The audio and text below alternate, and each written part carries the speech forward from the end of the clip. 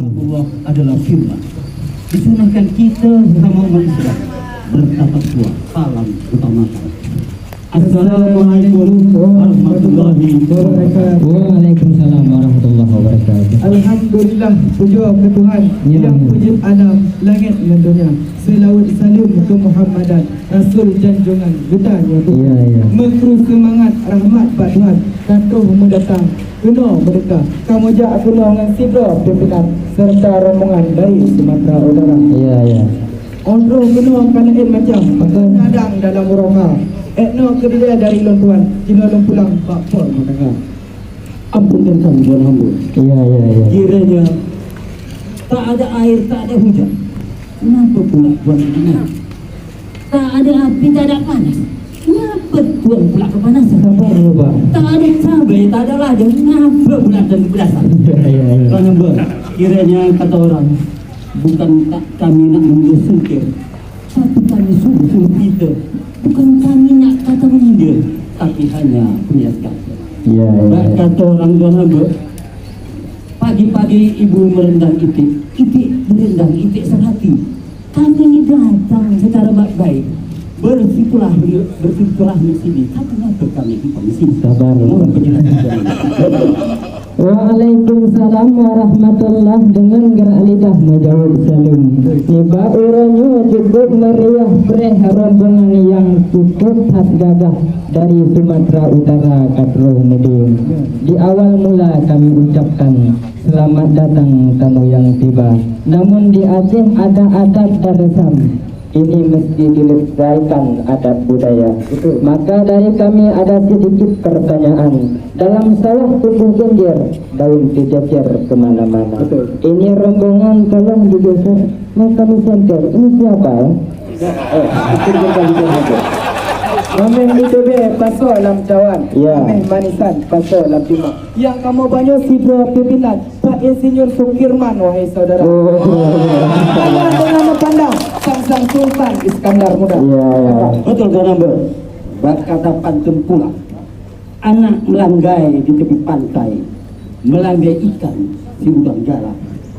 Kami dari sedang dagai tanah yang landai datang ke Aceh Timur, Serambi Mekah. Tuhan hamba, kami datang membawa tua ke negeri yang konon kabarnya Serambi Mekah. Mudah-mudahan kita berdua adalah bersaudara, tak laut tak selat menjadi pemisah. Mudah-mudahan kita bersatu dalam budaya. Dan Tuhan hamba, seperti kami katakan tadi, kalau kami nak pergi melanggai, kami melanggai si udang jalan. Kami datang ke Sedang Beragai untuk bertemu dengan saudara. Memang cukup bereh wahai orakan ya Bapak Sukirman Katruh ketika. Memang Bapak Sukirman yang kami banggakan persis Sultan Iskandar Muda. Dengan tajak kena uidi sudah TPI lepukat langga. Maka tajak tu lebar tak hasbalah entai wahai aku karena itu ada batu dari Sumatera Utara. Indonesia luas terbentang dari Sabang sampai Merauke. Ternyata kamu yang sudah datang, inilah Bapak Bupati dari Serdang Gadadi.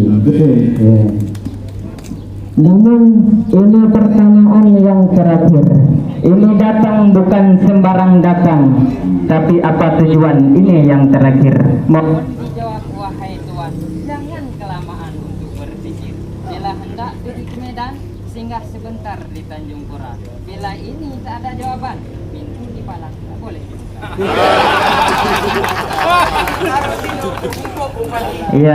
Di Sigli, Bungkuk Ubanda, kamu jak kena wahai aki ya melestarikan adat budaya. Jeroh.